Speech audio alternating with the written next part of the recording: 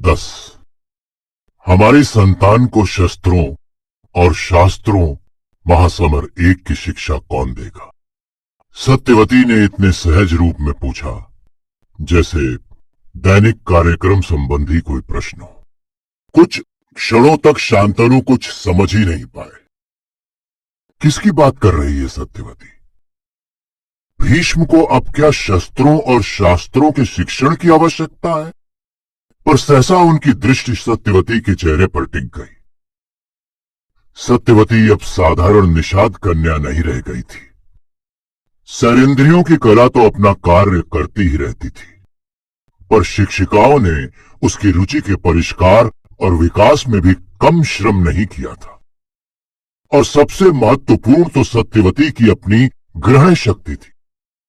जिस तीव्रता से उसने स्वयं को अपने नए वातावरण में ढाला था वो अद्भुत थी।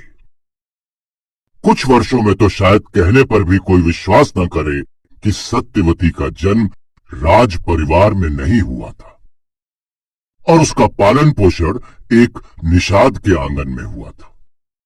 और उसके चेहरे का ये उल्लास, क्या कहा था उसने हमारी संतान को? सत्या, क्या तुम मां बनने वाली हो? सत्यवती ने कटाक्ष से शांतनु को देखा और स्वीकृति में सिर झुका लिया। शांतनु का मन हुआ तत्काल भीष्म को बुलाएं और उसे पिता के सच्चे हृदय से आशीर्वाद दें। उन्होंने उससे कहा था, एक पुत्र का पिता संतानहीन व्यक्ति जैसा होता है। उसने अपना सर्वस्व त्याग कर उन्हें दूसरी संतान प्राप्त करने का अवसर उपलब्ध करा दिया। उन्हें लगा कि उनका मन भीष्म के आभार में इतना विगलित हो गया है कि कहीं भीष्म उनके सामने आ खड़ा होता तो राजा और पिता दोनों की मर्यादा भूलकर वो पुत्र के चरणों में ही लौट जाते। आपने बताया नहीं? सत्यवती ने अपना झुका हुआ सिर उठाया। शांतनु ने अनुभव किया हृदय की गदगदावस्था से उनकी आंखें भीग आई हैं। मैं अभी दूसरी संतान का मुख देखने की संभावना की विवल अवस्था से ही उबर नहीं पाया, और तुम संतान की शिक्षा दीक्षा तक पहुंच गई। आपकी होगी दूसरी संतान। सत्यवती अनियंत्रित आवेग के साथ बोली, मेरी तो पहली ही है ना। कहने को तो वो कह गई, पर कहते ही जैसे उसके दांतों ने उसकी जीभ काट ली। मूर्खे, कृष्ण द्वैपायन को भूल गई तू इतनी जल्दी? सत्यवती का हृदय उमड़ा। मन में आया कि तत्काल राजा को बता दे कि उसका एक कानीन पुत्र भी है, कृष्ण द्वैपायन। वहां यमुना के उस द्वीप पर तपस्वी की कुटिया में पल रहा है। राजा उसका मस्तक सूंघकर उसे अपना पुत्र स्वीकार कर ले। आखिर वो उन्हीं के क्षेत्र से उत्पन्न संतान है, फिर वो शांतनु का पुत्र क्यों नहीं हो सकता? पर जैसे उसी क्षण उसके विवेक ने उसे फटकारा। सत्यवती, पागल मत बन। तू राजा के औरस पुत्र कुरुवंश के युवराज भीष्म को अपना पुत्र नहीं मान पाई, तो राजा तेरे कृष्ण द्वैपायन को कैसे अपना पुत्र स्वीकार कर लेगा? कहीं ये ना हो कि राजा कुपित हो जाए और तेरी इस अजन्मी संतान को भी अपनी संतान न माने। ऐसा न हो कि अपनी पहली संतान को राज वैभव दिलाने के प्रयत्न में वो अपनी दूसरी इस अजन्मी संतान को भी वंचित कर दे। तपस्वी ने कहा था, क्षत्रिय राजा कानीन संतान को सम्मानजनक नहीं मानते।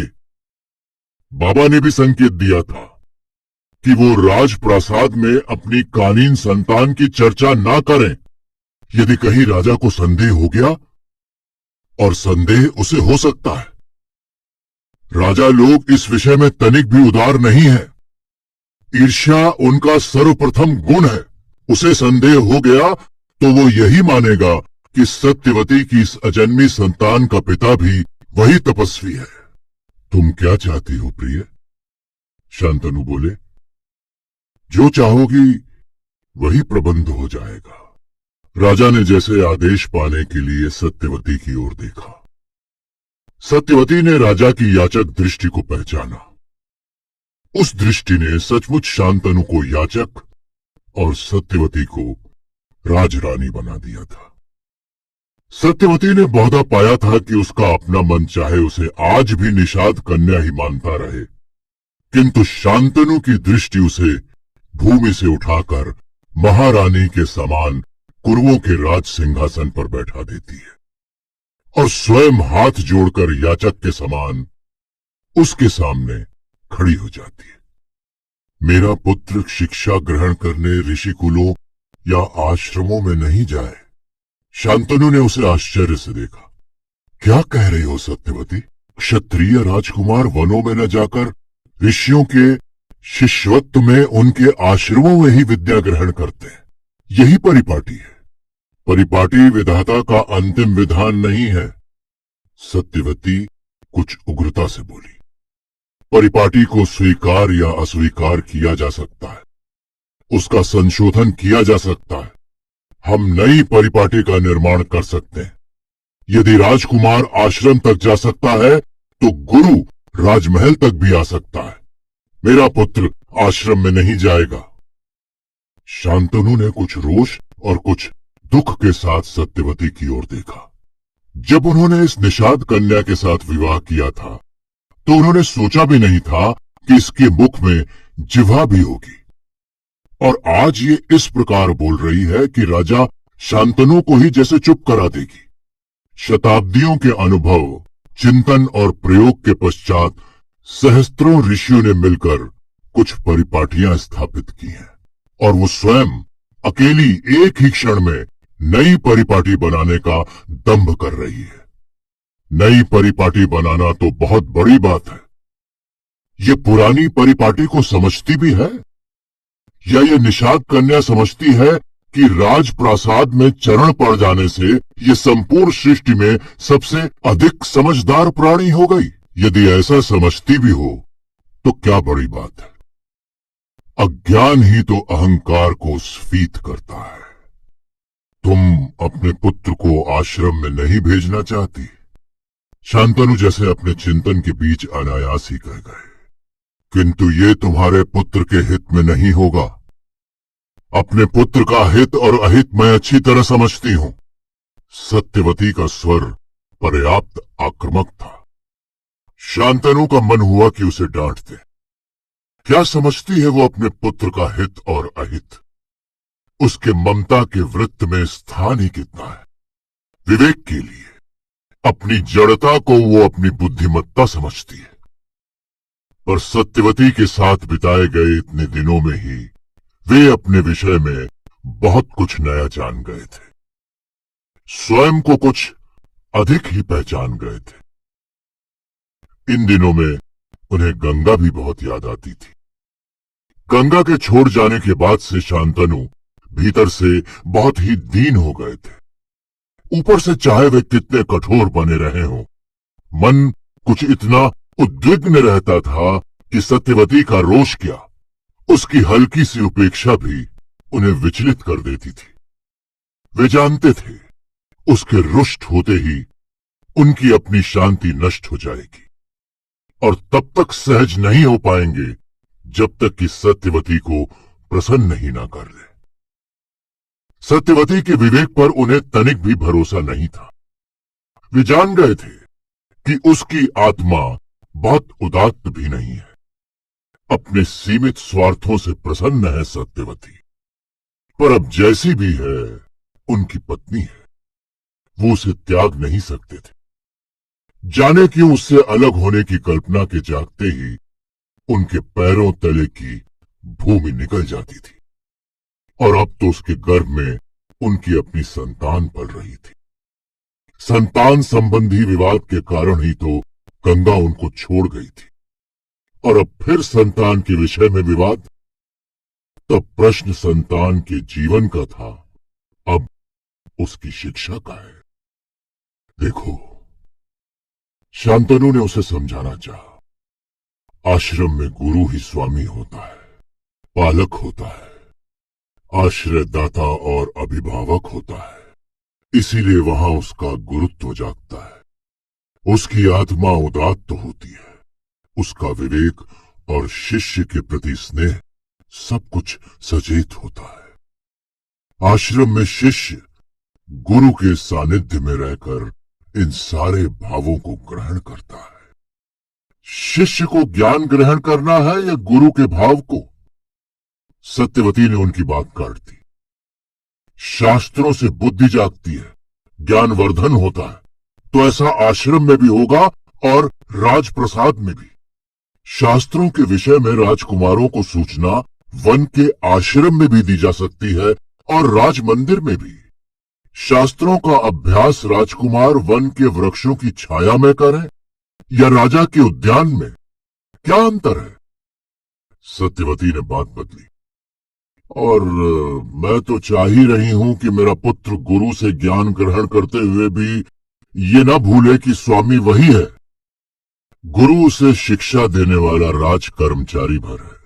गुरु में उदात्त तत्व जागता है या नहीं, मेरे लिए ये महत्वपूर्ण नहीं है। मेरे लिए तो महत्वपूर्ण ये है कि मेरे पुत्र का शौर्य बढ़ता है, उसमें राजस तत्व जागता है। वो जानता और मानता है कि वो राजा है, स्वामी है। उसका शस्त्र ज्ञान बढ़ता है, वो अपने शत्रुओं का दमन करने में सफल होता है। सत्यवती, शांतनु के स्वर में अधैर्य का आभास होने लगा था। ज्ञान और बल, बुद्धि और वीरता, ये सब सात्विकता के साथ ग्रहण किए जाए तो मनुष्य उदात्तता की ओर बढ़ता है और देवत्व को प्राप्त करता है। यही गुण यदि निकृष्ट भावों के साथ ग्रहण किए जाए तो मनुष्य का अहंकार स्फीत होता है और उसका पशुत्व जागता है। विद्या और ज्ञान, कला और कौशल, चिंता और मनन, शस्त्र और शास्त्र, ये सब हमारे ऋषियों ने मनुष्य को देवता बनाने के लिए रचे हैं, उसे संपूर्ण पशु बनाने के लिए नहीं। उन्होंने रुककर क्षण भर सत्यवती को देखा और जो गुरु राजप्रासाद के कर्मचारी के रूप में तुम्हारे पुत्र को शिक्षा देगा, उसके भीतर गुरुत्व के स्थान पर क्षुद्रत्व जागेगा। आठों याम जो गुरु वैभव के सानिध्य में रहेगा, वो हीन भावना से पीड़ित होगा और अर्जन की प्रवृत्ति से ग्रस्त होगा। वो अपनी विद्या, ज्ञान, कला, कौशल और बुद्धि का व्यवसाय करना चाहेगा। अपने ज्ञान क्षमताओं का मुक्त हस्तदान कर अपने शिष्यों को आगे बढ़ता देखकर कृत्य नहीं होगा। वो अपने शिष्य को जो कुछ देगा वो उत्कोच होगा और जो कुछ अपने पास ही रोक रखेगा वो उसका व्यवसाय कौशल या रणनीति होगी। ऐसा गुरु आकाशवत अपने शिष्यों का विकास नहीं होने देगा। अपने लाभ हानि को देखते हुए उनका रक्षण और पोषण करेगा। वो गुरु नहीं होगा, अधीनस्थ कर्मचारी होगा। वो न्याय अन्याय, विवेक अविवेक, उचित अनुचित, धर्म अधर्म का भेद नहीं करेगा। वो स्वार्थ नीति से परिचालित होगा और ये अनिष्टकारी होगा। हमारे चिंतकों ने बुद्धिजीवी को राजनेता से श्रेष्ठतम माना है। राजा को ऋषि की बुद्धि से परिचालित होना चाहिए। जो ऋषि राजाओं के आदेशों की परिधि में घिरकर चिंतन करता है वो ज्ञान की नहीं, पाखंड की वृद्धि करता है।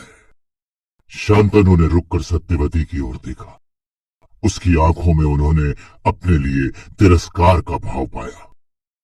उन्हें लगा जैसे सत्यवती ने उनकी बात सुनी ही ना हो, सुनी हो तो ग्रहण ना की हो। वस्तुतः सत्यवती के मन में तर्क पद्धति नहीं थी, तृणबद्ध धारणाएं थी। वो तर्क के मार्ग की यात्रा नहीं करती थी, अपने लक्ष्य पर धारणाओं के बाण चलाती थी। जाने बूढ़ा दासराज इसे किस प्रकार समझाता होगा, पर शायद दासराज की बुद्धि के साथ इसका जो तादात्म्य है वही इन दोनों के चिंतन के साम्य का आधार रहा होगा। आखिर दासराज ने अपनी देखरेख में अपने ढंग से ही तो इसका बौद्धिक विकास किया होगा। तभी तो इन पिता पुत्री को भीष्म को उसके समस्त अधिकारों से वंचित करते हुए क्षण भर भी नहीं लगा। फिर पिता और पति में भेद होता है। नारी मन कहीं पिता को समर्थन देकर और पति का उल्लंघन कर तुष्टि पाता है, पति ही उसका निकटतम मित्र है और वही उसका घोरतम शत्रु। पति विजयिनी नारी ही तो स्वयं को सारे नियमों से मुक्त पाती है। यही गंगा ने किया और वही अब ये सत्यवती भी करना चाहती है। विचित्र स्थिति है, शांतनु सोच रहे थे। सत्यवती की संतान उनकी भी संतान थी, जैसे गंगा की प्रत्येक संतान उनकी संतान थी। पर गंगा ने भी अपनी संतानों पर सर्वाधिकार की घोषणा की थी और अब ये सत्यवती भी वही कर रही है। वे जनक भी हैं और पिता भी, किंतु उनके हाथों में केवल दायित्वों के बंधन है। अधिकार दंड उनके पास नहीं है। ठीक है, सहसा वो बोले, तुम्हारे पुत्र की शिक्षा दीक्षा राजप्रासाद में ही होगी। भीष्म को अब शासन नहीं करना है, वो गुरु कार्य ही करे। वो शस्त्र और शास्त्र दोनों की ही शिक्षा देने में समर्थ है। क्यों? भीष्म क्यों? सत्यवती शांतनु से सहमत नहीं हो सकी। भीष्म राजकुमार है, राजगुरु नहीं। उसमें गुरु की योग्यता कहां है? उसमें विश्व गुरु होने की योग्यता है। शांतनु की दृष्टि आकाश की ओर उठ गई और स्वर स्वप्निल हो गया, जैसे वो पृथ्वी पर नहीं किसी और लोक में जी रहे हो। जो व्यक्ति अपना और अपनी अगली पीढ़ियों का समग्र लौकिक सुख किसी एक व्यक्ति के सुख के लिए इतनी सरलता से त्याग सकता है, उससे बड़ा अनासक्त और कौन होगा। अनासक्ति गुरु का पहला गुण है। और फिर तुम्हारा राजकुमार युवराज। सत्यवती ने तत्काल संशोधन किया। हाँ युवराज, शांतनु बोले, तुम्हारा युवराज राजप्रासाद में शिक्षा ग्रहण करेगा। उसके गुरु के मन में राज वैभव के सानिध्य के कारण क्षुद्रत्व भी विकसित नहीं होगा, क्योंकि वो राज सेवक कर्मचारी नहीं होगा, स्वामी होगा। उसके पास राजकुमार का अधिकार भी होगा, गुरु का भी नहीं। सत्यवती का स्वर कुछ आदेशात्मक हो गया था। मैं ये नहीं भूल सकती कि मेरे कारण भीष्म वंचित हुआ है और वो भी इसे कभी नहीं भुला पाएगा, और इस वंचना के कारण वो मेरे पुत्र को वंचित करे, इस संभावना को मैं कभी जन्म नहीं लेने दूंगी। ये संभावना कहां है सत्यवती? भीष्म मेरे युवराज का गुरु होगा तो इसी की संभावना है। मैं इस षड्यंत्र में आपकी सहायक नहीं हो सकती। अवाक शांतनु सत्यवती को देखते ही रह गए। जब और चुप नहीं रह सके तो बोले, तुम्हें अपने पुत्र के संदर्भ में भीष्म से किसी प्रकार के अनिष्ट की आशंका है? अनिष्ट की नहीं, प्रतिशोध की। सत्यवती के स्वर में कहीं संकोच का एक कण भी नहीं था। उसके लिए यह अनुमान या आशंका न होकर पूर्ण सत्य था। भीष्म ऐसा व्यक्ति नहीं है। शांतनु दृढ़ता से बोले, तुम उसे आज तक समझ नहीं पाई। अपना दाना छीनने वाले को तो चींटी भी काट लेती है, भीष्म तो मनुष्य है। सत्यवती स्थिर वाणी में बोली, मछली के एक बोझ के पीछे मैंने मछुआरों को एक दूसरे की हत्या करते हुए देखा है। तो सत्यवती, तुमने आज तक मछुआरे ही देखे, क्षत्रिय राजकुमार नहीं। शांतनु रोषपूर्वक बोले, जो निर्बलों की रक्षा के लिए अपने प्राण दे देते हैं। तुम हीन कोटि के मनुष्यों में पली हो, तो इसका अर्थ ये नहीं है कि सृष्टि में उत्कृष्ट कोटि के लोगों का अस्तित्व ही नहीं है। हम निर्धन हैं, इसलिए हीन है। सत्यवती जैसे तड़प कर बोली, निर्धन हीन नहीं होते। शांतनु बोले, निर्धन तो ऋषि मुनि तपस्वी भी हैं। मैं तो जीवन मूल्यों की बात कर रहा हूं। मानव के रूप में व्यक्ति धन से हीन या श्रेष्ठ नहीं होता। व्यक्ति श्रेष्ठ होता है अपने आचरण से, और उसके आचरण की पृष्ठभूमि में होते हैं उसके मूल्य। भीष्म का आचरण देखो, कुरुराज्य उसके लिए कोई अर्थ नहीं रखता, जीवन के सुख भोग उसके लिए कोई महत्व नहीं रखते, और तुम्हारा विचार है कि वो तुम्हारे पुत्र से, अपने भाई से प्रतिशोध लेगा। देखिए, आप कुछ भी कहें, सत्यवती का स्वर शांतनु के लिए स्पष्ट उपेक्षा लिए हुए था। इस विषय में मैं अपनी बुद्धि पर ही विश्वास करना चाहूंगी। अपनी संतान के जीवन और भविष्य के विषय में निर्णय करने का अधिकार मैं अपने पास ही रखना चाहूंगी, और मेरा स्पष्ट निर्णय है कि मैं अपने पुत्र की शिक्षा दीक्षा का दायित्व भीष्म पर नहीं छोड़ना चाहती। जिससे मेरे पुत्र के अनिष्ट की सर्वाधिक आशंका है, उसे मैं अपने पुत्र का गुरु नियुक्त नहीं कर सकती। शांतनु ने क्रोध भरी दृष्टि से सत्यवती को देखा, जैसे अभी कोई बहुत ही कड़वी बात कह देंगे, और फिर अकस्मात ही जैसे ज्वार का भाटा आरंभ हो गया। क्रोध को वो गरल घूंट के समान पी गए। इस बार बोले तो उनका स्वर अत्यंत शांत था।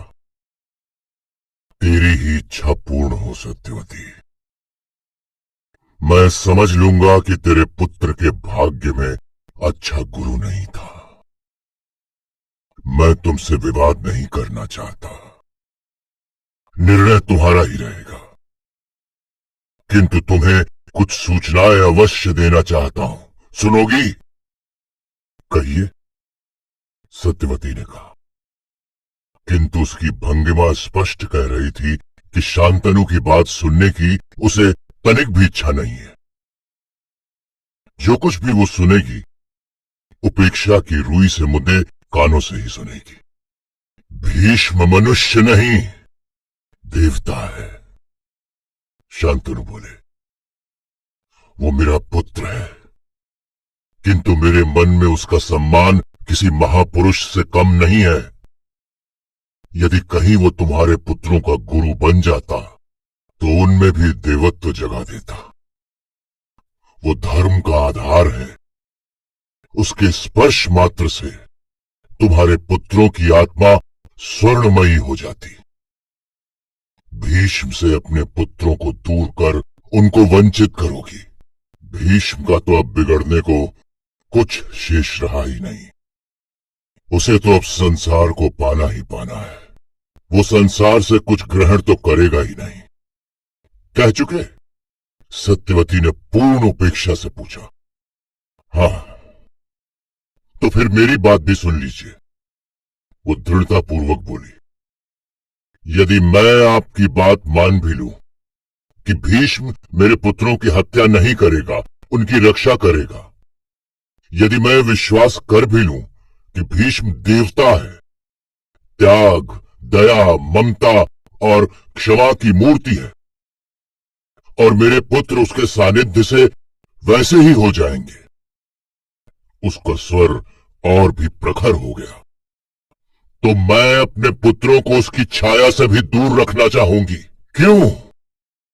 शांतनु के लिए यह सब अत्यंत अप्रत्याशित था, क्योंकि मैं अपने पुत्रों को भीष्म जैसा त्यागी सन्यासी नहीं बनाना चाहती, जिसे तनिक से प्रयत्न से ही कोई पूर्णता वंचित कर जाए।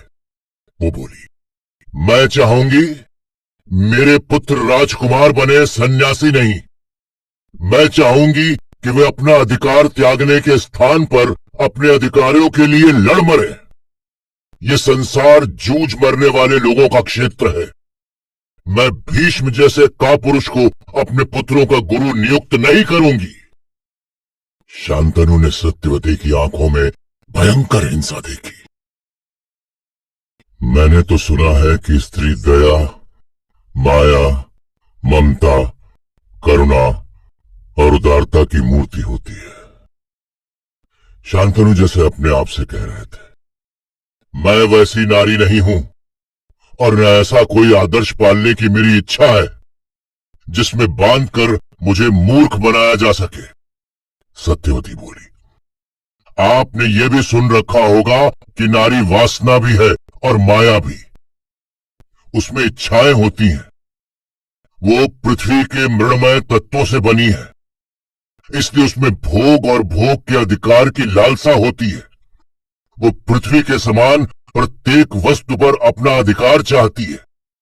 धन, वैभव, सत्ता, सबकी माया व्याप्ति है मुझे। मैं कुरुकुल की रानी हूं और हस्तिनापुर के सम्राट की मां के रूप में राजमाता भी बनना चाहती हूं। निवृत्ति, अध्यात्म, त्याग, बलिदान की बातें नहीं भाती मुझे, और मैं चाहूंगी कि मेरे पुत्र भी ऐसे ही हों। शांतनु अवाक से सत्यवती को देखते रह गए। जिस स्पष्ट रूप से उसने अपने स्वरूप को स्वीकार किया था, उसके बाद कहने को कुछ रह ही कहां जाता था। शांतनु का मन हुआ कि कहे कि यदि तुमने अपने विषय में सच सच बताया है तो देवी, तुम्हें पाकर अपनी कल्पनाओं में जिस स्वर्ग का मैंने निर्माण किया था वो ध्वस्त हो चुका। पर कहने का कोई अवसर तो होता। तुम्हारी इच्छा पूरी होगी, शांतनु बोले। तुम्हारे पुत्रों की शिक्षा का दायित्व भीष्म पर नहीं होगा। तुम्हारे पुत्र ऋषि कुलों या गुरुओं के आश्रम में भी नहीं जाएंगे। तुम्हारे पुत्रों की शिक्षा दीक्षा राजप्रासाद में ही होगी। उनका गुरु कौन होगा? कोई असाधारण मनीषी। कोई ऋषि तो राजप्रासाद का कर्मचारी बनकर आएगा नहीं। वे बोले, राजाश्रित कोई ब्राह्मण उनके आचार्य का कार्य संभालेगा। ठीक है। सत्यवती कुछ संतुष्ट सी हुई। मैं नहीं चाहती कि मेरे पुत्र ऋषियों और गुरुओं के अधिक प्रभाव में आए। मैं तो ये समझती हूं कि भीष्म का बचपन भी यदि आश्रमों में न बीता होता तो वो सांसारिक सुखों से इस प्रकार विरक्त न होता। इसलिए मैं नहीं चाहती कि वो मेरे पुत्रों के अधिक संपर्क में आए। तुम्हारी ये इच्छा भी पूरी होगी। शांतनु उठकर कक्ष से बाहर चले गए। रात को बहुत देर तक शांतनु को नींद नहीं आई। एक समय था जब स्वयं उन्हें भीष्म से विरोध था कि वो इतना उदासीन और उदार क्यों है। तब उन्होंने भी यही सोचा था कि इस उदासीनता के मूल में उसका शैशव ही है, ऋषियों का सानिध्य और उनका शिक्षण। किंतु आज वे स्पष्ट देख रहे थे कि उदासीनता कितनी उदास होती है और आसक्ति कितनी क्षुद्र। ऋषियों की अनासक्त उदार दृष्टि जीवन की संकीर्णताओं से ऊपर उठकर बहुत दूर तक देखती है, और इसीलिए वही स्वस्थ दृष्टि है। वे जीवन के यथार्थ को समझते हैं शायद, इसलिए जीवन सरोवर के ऊपर से काई हटाकर वे स्वच्छ जल ही पीते हैं। भीष्म वंचित हुआ और शांतनु की कामना पूर्ण हुई। किंतु दोनों में से सुखी कौन है, भीष्म या शांतनु? निश्चित रूप से निष्काम भीष्म। पूर्ण काम शांतनु से अधिक सुखी है। कामना सुख का नहीं, छलना और यातना का दूसरा नाम है। कामनाओं के प्रपंच को शांतनु से अधिक अब और कौन समझ सकता है।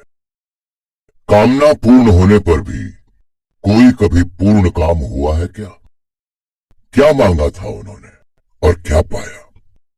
गंगा के व्यवहार से ही चकित थे शांतनु, और अब ये सत्यवती। शांतनु ने देवव्रत को पाना चाहा तो गंगा छोड़ गई। अब दूसरी संतान और दूसरी पत्नी की इच्छा की तो वो उनको पहली संतान से ही वंचित करना चाहती है। कैसी होती है नारी, कैसी तर्क पद्धति है उसकी, और क्या चाहती है वो अपना हित अहित, अपना स्वार्थ तक नहीं समझती। शांतनु समझाना चाहे तो भी समझने को तैयार नहीं है। यह समझने की क्षमता ही नहीं दी सृष्टा ने उसे। क्या इसलिए नारी को वामा कहा जाता है? जो भुजाएं उसके पुत्र की रक्षक होंगी उन्हें ही काट डालना चाहती है वो। और शांतनु की इच्छा से आई है वो इस घर में। शांतनु की प्रार्थना पर मांग कर आग लाए हैं शांतनु अपने घर की नींव में धरने के लिए, ताकि उनका घर चल जाए। और आज यदि वे चाहे तो सत्यवती को त्याग पाएंगे क्या? सत्यवती के रुष्ट मात्र होने के भय से वे ऐसे विचलित हो जाते हैं कि जब तक उसे मना न ले तब तक उनकी व्याकुलता उनका पीछा नहीं छोड़ती। अलग होने की तो बात ही क्या, उनकी ये विवेक शून्य कामुकता कैसी दुर्बलता दे दी है मां सृष्टि ने इस कठोर, समर्थ और परश पुरुष को। उनकी ये मूर्ख आसक्ति जाने क्या क्या दिखाएगी।